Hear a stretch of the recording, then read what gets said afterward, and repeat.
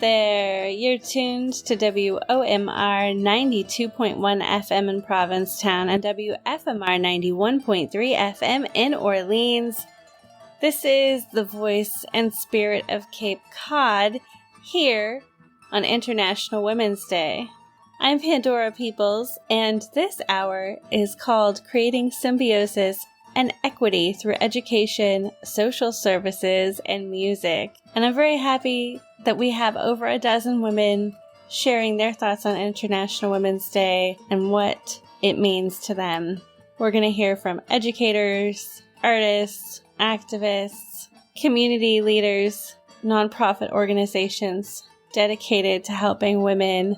We're going to hear from immigrants, people helping girls and women overcome disparities, obstacles, and challenges, and find their strength. Deep boughs and blossoms of pungent witch hazel to everyone lit up by this full moon, as our ravishing, wounded, 4-billion-year-old mother whirls towards spring like a dervish. I'm Jerusha, daughter of Yodis and Yaakov, who immigrated from Lithuania and Ukraine via Palestine, where they met and married in Jerusalem on the brink of World War. I'm a daughter, sister, auntie, lover, mother, comadre, and madrina of powerful makers of art, music, soup, quilts, dances, rhymes, remedies, and good trouble. When Wellfleet's little green shul celebrates the feast of Purim, our spiel flips the Megillah's vengeful Mishugas and cheers not one but two queens, badass Vashti, who dares to refuse, and beautiful Esther, who dares to reveal. We toast them both by the light of the same moon that first illuminated their scroll more than 2,000 years ago in Persia, now Iran. And this year, we raise a glass to 22-year-old Kurdish-Iranian Mahsa Amini, whose death last September in police custody sparked a revolution, Baraya Zan, Zandegi, Azadi, for women, life, freedom. Right now, somewhere in Iran, a 12-year-old girl sweeps the floor, feeling the cramps of her first blood. What does she hear? A baby crying, her mother busy making supper, some kind of commotion in the street, car horns blaring. She smells smoke, but not from the kitchen, and slips out of the house. Louder now, she hears guards shouting and the voices of her friends and older kids chanting, "Mullahs out." The moon is brighter than the street lights. Her pain is gone. She finds them, and unwinding her hijab, she shakes her hair loose, twirls the long scarf over her head, and flings it into the fire. Hi, everybody. My name's Lisa Brown, and happy International Women's Day. I know I should be talking about equity and gender parity, but really, what I want to talk about today is being authentic. I think the best thing that we can do for our girls and our women all around the world is to tell our story in a way that's authentic and real and moving. To tell a story that brings vibrancy, understanding, compassion, passion, and heartfelt empathy to each other. The only way that we can really heal ourselves and our planet is to really embrace our womanhood, to share it with other women, to love other women as our sisters, our children, our grandparents. We really need to, as elders, and I guess I consider myself an elder now, to be as authentic in our expression of our love for each other as possible. I don't know anything more important than standing shoulder to shoulder with the young women, girls, and older people around me to say, I feel you, I hear you, I know what you're going through, and I've gone through it too. I think authentic storytelling is the key to building our society or rebuilding our society and being able to let go of some of the derisiveness and divisiveness by finding some kind of common denominator. Look, we can always find a common denominator. You know, when I talk to kids teaching at Nauset and we talk about cultural differences, we may all look as soon as we get home into the refrigerator, standing at the door with the door open, thinking, there's nothing to eat in here, when we know there's actually plenty to eat in there. As my friend Ellen wrote in an article recently, talking about the classes that I teach, she said some of those kids see rice and beans in that fridge. Some of those kids see a tuna sandwich. But we all see something, and we can share it with each other. We can do that in International Women's Day. I invite every man and every person, regardless of gender or gender fluidity, to stand shoulder to shoulder March 8th on International Women's Day today and walk forward together to make sure that all of us are heard and can tell our story. Thanks, everybody. Hug the person next to you. Happy International Women's Day.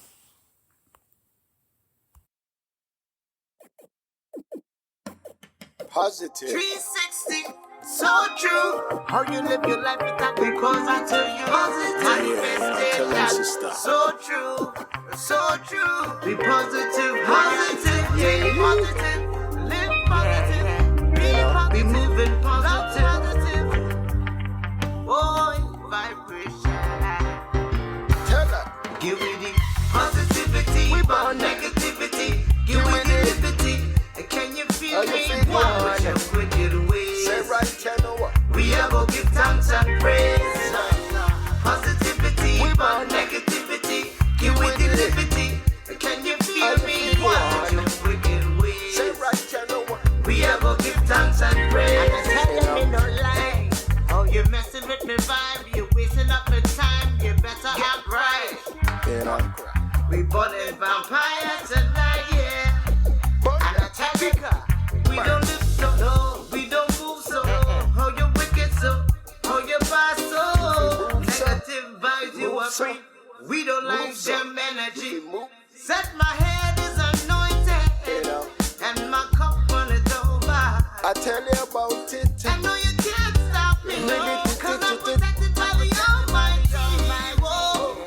Positivity, we burn negativity. Give me the liberty. Can you feel me? Watch your wicked ways. We are gonna give thanks and praise.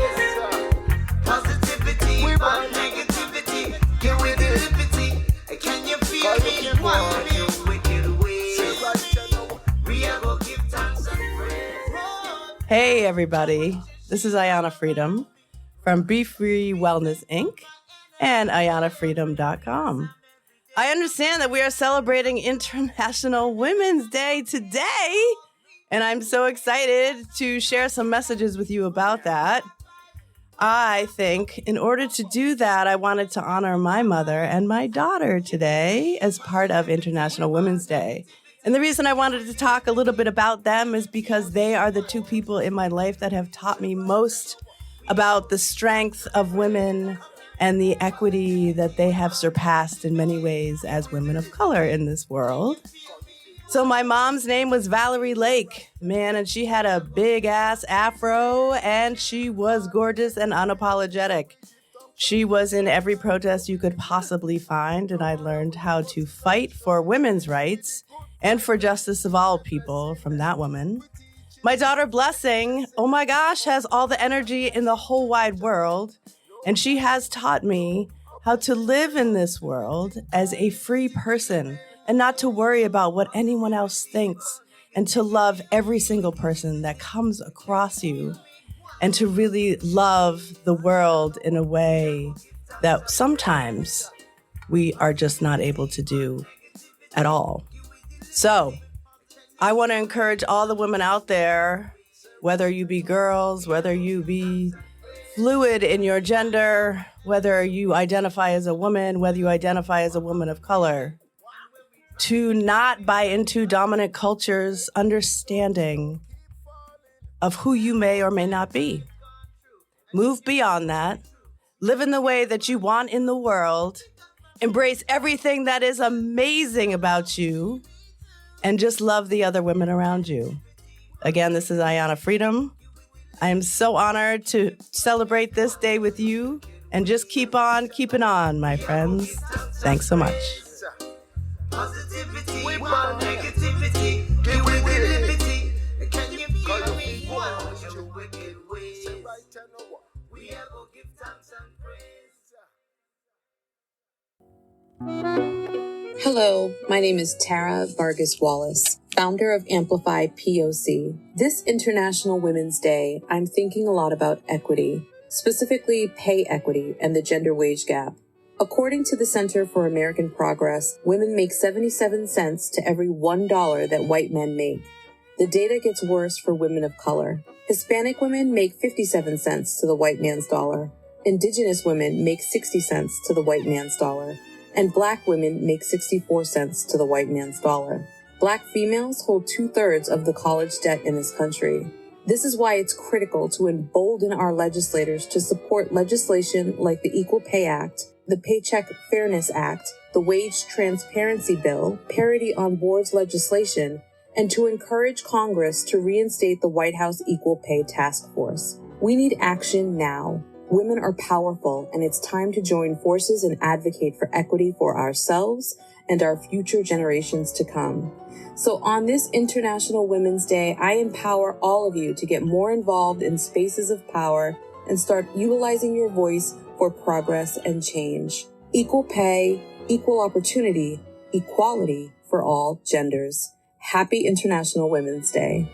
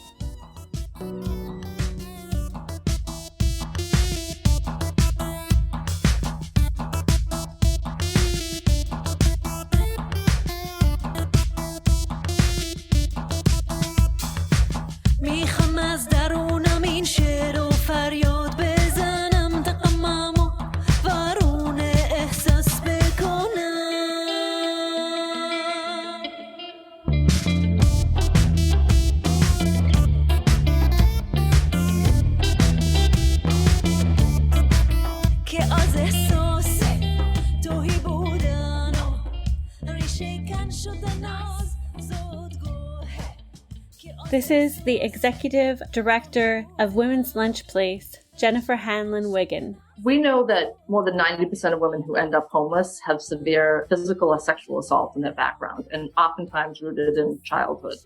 So the trauma is very severe. And we also know that we have a community of women, majority, minority, over 60% of our guests are women of color. Over 50% are age 55 and older. The homeless population is aging. We also know that they have not had access to what we call the social determinants of health, good education, nutrition, opportunity. And so we are really focused on that deep-seated trauma. So we always talk about our service model being very integrated. So while we are focused in this area in workforce development, we know that some of those women might be involved in a recovery class. We currently have recovery programs running 4 days a week, and our goal is to get it up to 6 days a week so that they have access to multiple facets of programming that can support their economic empowerment in the future.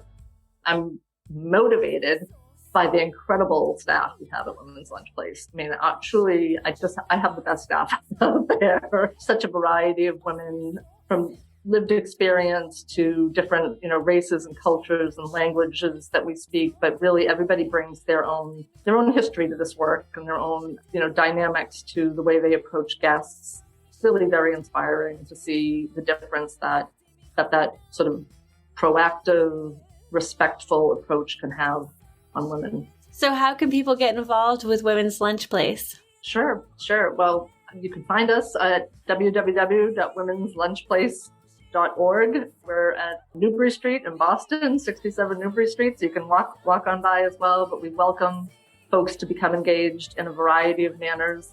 You can connect your local women's group with us. You can come in as an individual. You can get your corporate group behind us. There's lots of ways to get engaged in this work. When you walk through the doors of Women's Lunch Place, you find a community and you find that you really participate in lifting up that community. Our tagline is dignity is everything, and it's just at the core of what we do. Everybody, every woman is their own authentic self, and we really want them to be able to, move forward and celebrate their gifts. So I think that's what you'll find at Women's Lunch Place.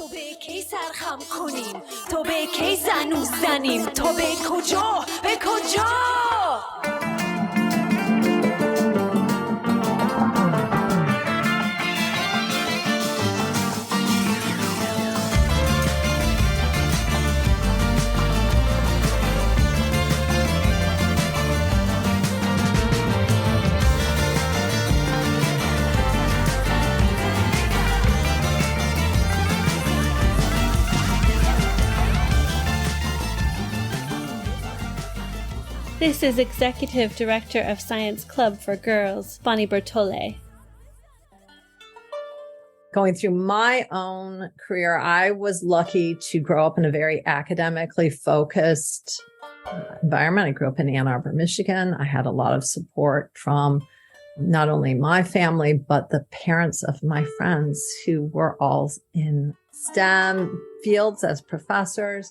But I was not equipped for the gender and sexual discrimination I would feel throughout my career, which also fueled why I got into this. And so I am just really about having young girls and gender expansive youth and young women really feeling, as I said, the excitement, the wonder, the ability to make sense of their lives through STEM and the world around them, and be part of, having the option of going into careers that really can dramatically affect their surroundings and affect other people and their lives in the community at large.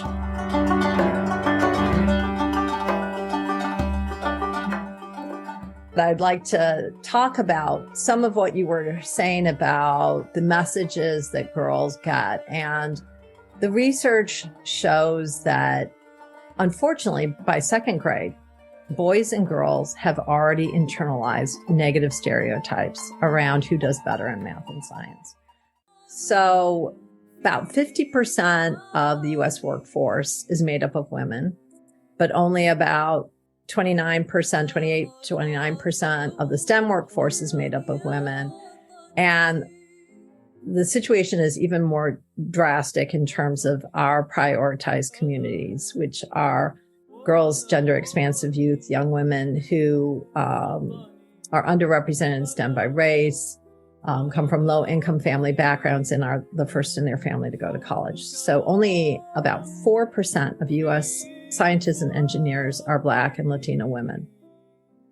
So, we are all about you can't be what you can't see. And at the same time, there are all these fields that are developing that we can't can't even imagine. But, going on what the disciplines that we are aware of right now, we have always emphasized representation and the importance of mentoring.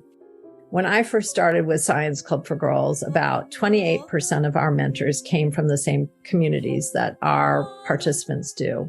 Right before the pandemic, we were really upping our efforts to recruit mentors who reflected the communities we serve. And with the advent of virtual programming, we are seeing much more representation in our mentors. Now, routinely over 50% of our mentors come from these same populations. And this semester, I believe, it is as high as 68%. My name is Zoila Diaz. I'm one of the co-directors of Mujeres Unidas Avanzando. At Mujeres, we advocate and support women and youth with educational programs and social service. The immigrant woman and her family face many challenges in their life to live safety and also healthy. My passion is working with all kinds of nationalities, but especially with Latina women. The woman who walked through the door of Mujeres is the first step she takes to start her new future. In the future, I would like to see more programs to help low-income immigrant women. Mujeres Unidas has openings, doors to all women, and I would like to continue to see many women leaders in our organization in the future. There will also be leaders who will be support other women. Mujeres Unidas always think about the future of the women. My motivation is that every day a woman comes to Mujeres Unidas to search support in all areas that she needs, and Mujeres is prepared to help and support her. Every day I am proud is that the women we have are fighters and achieve their own dreams. Hi, I'm Myra Coy, an artist out of Provincetown. I'm really, really happy that I have this opportunity to share my new installation that I'll be building. I have a residency at Castle Hill Edgewood Farms. It's in Truro, and I'm going to be building an immersive radiant light installation. The atmosphere is relaxing and reflects the natural world. The painted walls are like the night sky with shooting stars, or the reflection of the clouds on a dancing ocean, or when you look up, the ceiling turns into like an aurora borealis, which is just like, I don't know, it's beautiful. It makes me smile.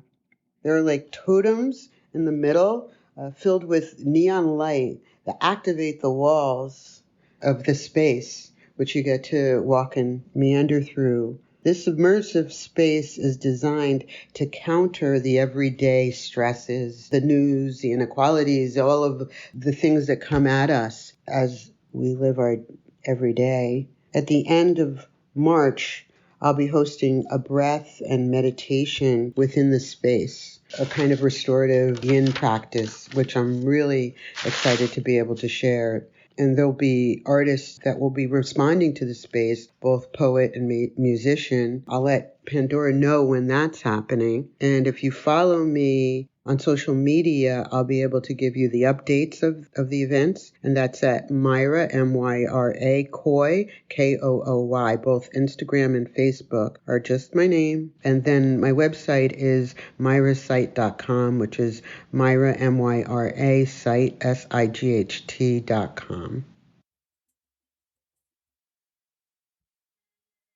My name is Rachel Devaney, and I am a reporter with the Cape Cod Times. I'm also a member of the Eastern Woodland Rematriation Collective, and I sit on the board of the Women and Girls Fund through the Cape Cod Foundation.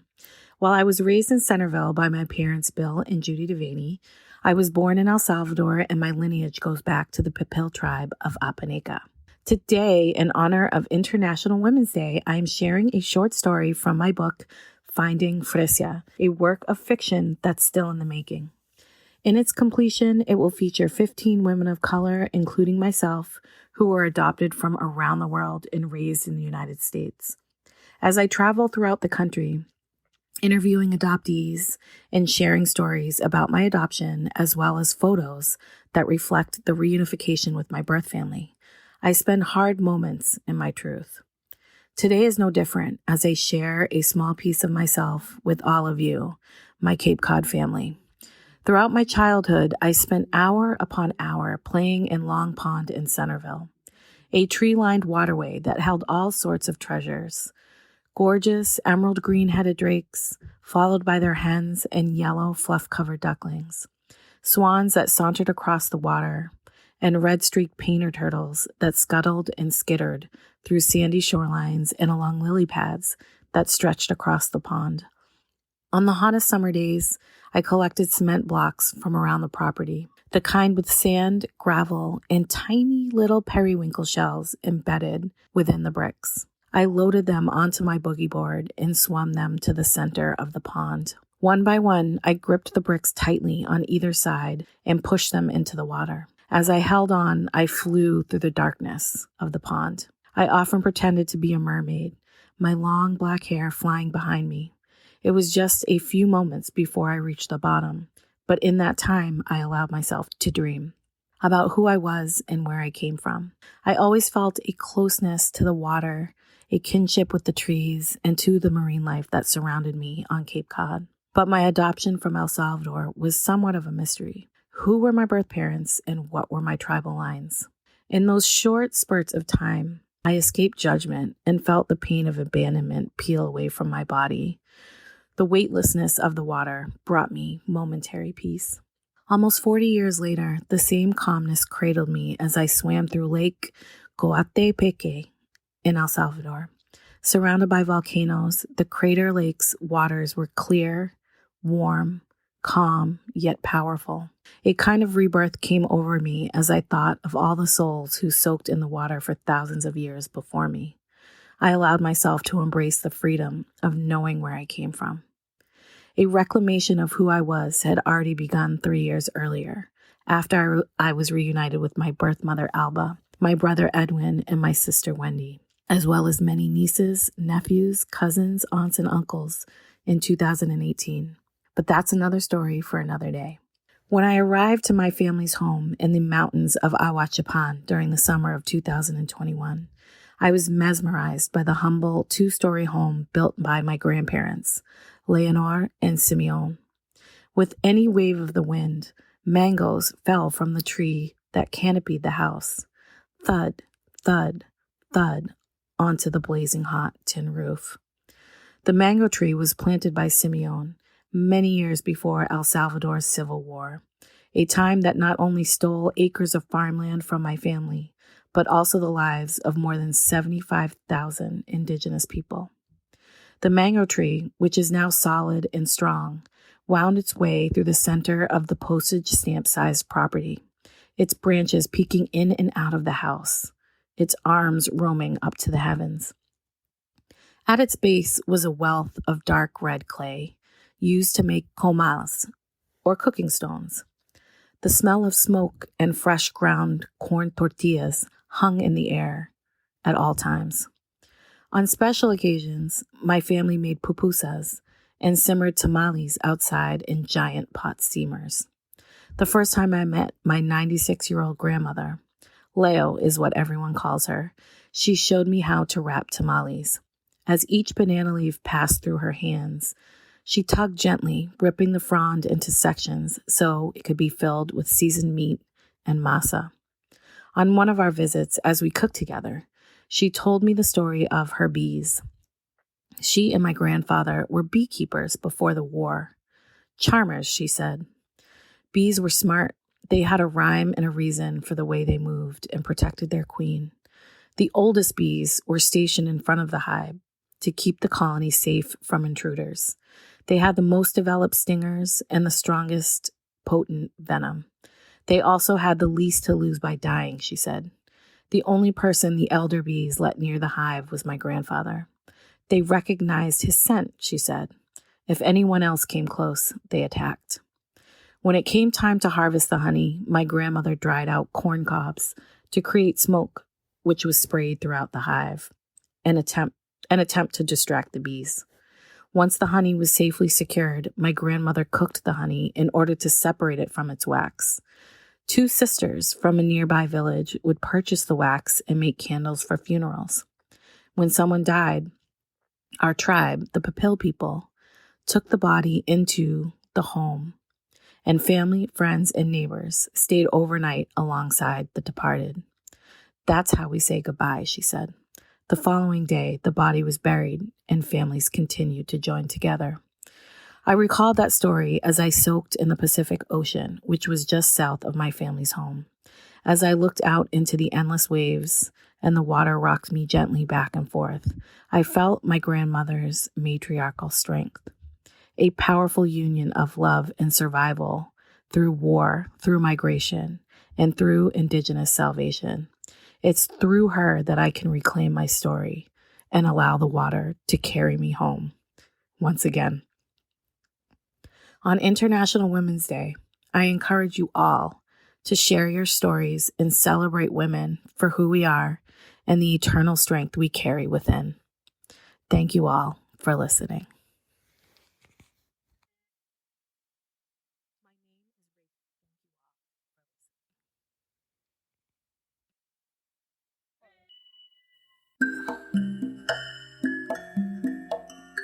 This is Sister D from the This and That Band. Today, we celebrate the beginning of International Women's Month. I'm so proud to be here and so blessed and so thankful to the women before me that paved the way for me to be here doing what I do today.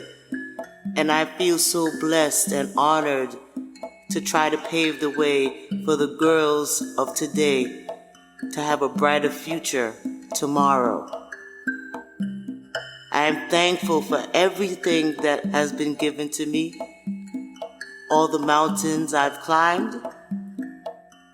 I'm thankful for all the downs that I've had. It showed me and paved the way for the woman that I am today. And I want to say I'm thankful and blessed, and I want to put this out to you musically. And I hope you enjoy what I bring to you. And I just wish for everyone empowerment, success, and a brighter future for all women, not today, but tomorrow and every day. Hello, friends. Ann Stott here. I'm so happy to be adding my voice to this celebration of International Women's Day. I know that my life is built on the shoulders of thousands of women, queer women, gender nonconforming trailblazers, warriors for racial justice, and all freedom movements around the country and the world. Whatever freedom we have today was built by the sacrifice, the love, the voices, the intelligence, and the bodies of those people. And the best way I know to honor their work and their commitment and their sacrifice is to keep raising our voices and using our bodies for freedom and more freedom wherever it's in jeopardy, from the feminist movement revolution really happening in Iran today, to the fight for autonomy over our bodies and abortion rights in the United States, to stand up against the trans bans that are being proposed all over this country. We have to keep using our voices. It's been such a hard past 6 or 7 years, but it's not over, and we need to continue the work and move the work forward.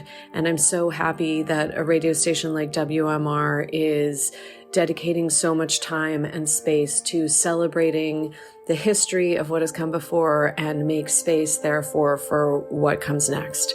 Onward.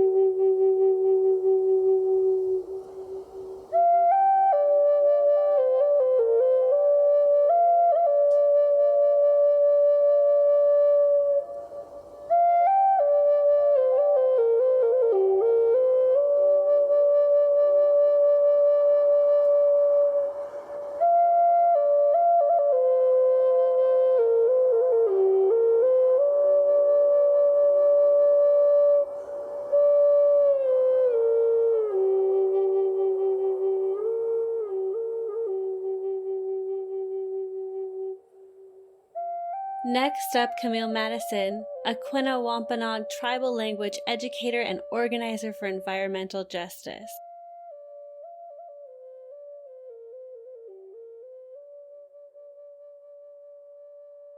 I think women are just so powerful. And I think that even in our culture, when you think of the word woman, it's a word that means she who has final say. We are a matriarchal society, and we believe in the power of women. We believe that because we are life givers, that we hold a sacred place in the community, and we have a little bit of a different understanding when it comes to all the great things that women offer as a resource to their home, but to their community and to the world. And so when I think about International Women's Day, I see that, all around the world, that women are leading, women are in the lead, and doing great things.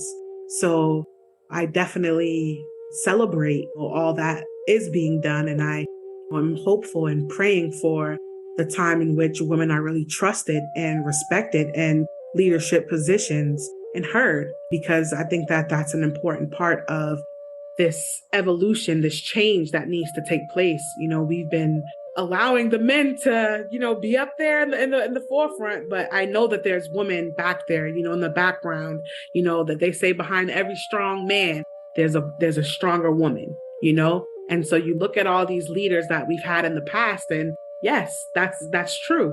Their wives or their partners, or, they've been very supportive and really the foundation for a lot of the work that we see, that is happening around the world. Up next, Jean Morrison, community activist, consultant, and strategist for diversity, equity, and inclusion. She's the board president of Amplify POC, co-president of the League of Women Voters Cape Cod, executive board member on the NAACP Cape Cod branch, and more. What you think of as politics, get that out of your head.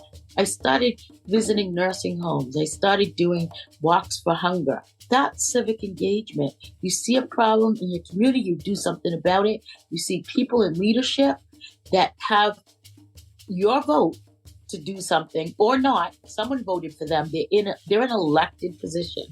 And just schooling them what that means. So you start that. It has to be the rest of your life. It's not just in the classroom. So, I urge them.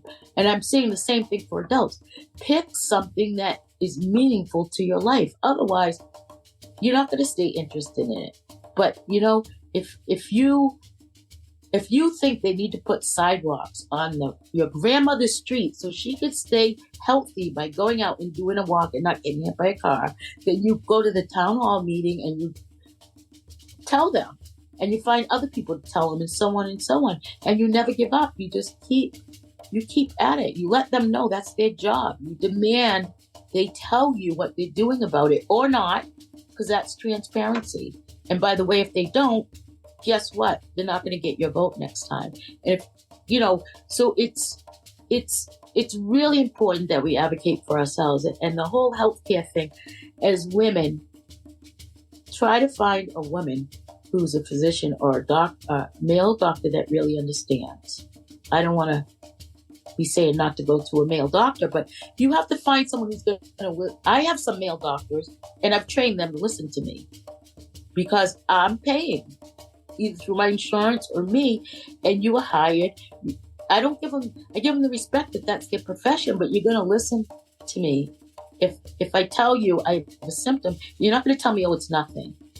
You're going to tell me what could it be, and then you're going to look and help me figure it out and figure out what should be done about it. And because I wasn't listened to at one point, it almost cost me my life. But it was a woman who listened to me and said, you need to see a neurologist ASAP. I'm afraid for you, quote unquote. She wasn't a neurologist. She was another kind of doctor because they kept sending me to different things that weren't helping. And she was the first one. I said, they think I'm nutty. I'm crazy because I can't. I would see my notes. I would ask for my notes. I would see that I have a strange sensation that I have difficulty articulating. And she said, for her, those very words meant to her, there's a neurological problem that's probably serious. If a patient can't explain their symptoms, I don't know if it was a combination of my race and my gender, but they weren't listening to me. And I got to a neurologist who was a man, and I met with him many times where he talked to me about Obama and the drug problem on the Cape. Finally did a test that led him to send me to a neurosurgeon, which was a woman. And she right away sent me for tests that were different tests that hadn't been done, and some of them expensive. So people judge, can you afford it? What kind of, you know what I mean? And she just looked at me as a patient who, there's something wrong. I got to figure this out. And then they found it. And that's serious business. It's literally life and death for women, and a huge disparity for women of color. And it's not fair. My name is Haisa Delori, but I'm also known as Ray, and I am 34 years old, and I was born in Brazil. I currently work in biotech, helping with clinical trials, and I'm also a singer. For me, International Women's Day has always been about recognition of all the women in my life. But this year, I really wanted to reflect and think back about all the things that I've accomplished, and I wanted to share these in hopes that I could inspire other women growing up as immigrants in America like me. When I was in high school, I wanted to be a veterinarian or working with animals as a biologist. But because I'm a petite woman, I'm only 4'11", I was discouraged from these types of science jobs. I was told that I likely wouldn't be able to do the heavy lifting required for these jobs and other science jobs like it. And I was also many times discouraged from working in engineering type jobs. I remember being told that I'm too outgoing for these types of things, and these engineering jobs are too analytical and very male-dominated. And they're right. I mean, less than 30% of the world's researchers are women. In addition to all these difficulties I dealt with as a woman pursuing science, I also had difficulties because I'm an immigrant. After high school, the majority of my immigrant friends decided to go straight into work rather than going to college. I was one of my friends that actually went to college. Most of them didn't want to go to college because we weren't really eligible for financial aid, and this meant that we had to pay for all of education and living expenses out of pocket. So I did just that. I thought about giving up many times, but I kept going. Finally, after 8 years in college, while working 2 jobs and singing part-time, I got my bachelor's degree in biology. This was in 2016, and I went straight into the workforce. I currently work for a biotech company as a project manager, and I help manufacture drug treatments that use gut bacteria harvested from healthy humans to treat a variety of gut-related diseases. I'm really happy I didn't listen to the discouraging voices, and I kept going. I love what I do, and I really feel like I'm making a difference in creating something novel, and that has a potential of saving many lives. In my spare time, I sing with 3 different bands, and I have a duo. I'm learning how to play the ukulele. I roller skate, I mountain bike, and I recently started weightlifting at the gym. Over the years, I realized that as a young girl, people around me really sold me short, really. And I never imagined that I'd be able to do so much. Never did I imagine that I'd be strong enough to lift up to 200 pounds at the gym. And if you saw me, you probably couldn't imagine it either. I still hope to one day work with animals in some capacity, but I'm young and I'm excited for what else there is to come. I feel like the possibilities are endless. I really hope my story can be inspiring to others out there who don't have a lot of support in accomplishing their dreams.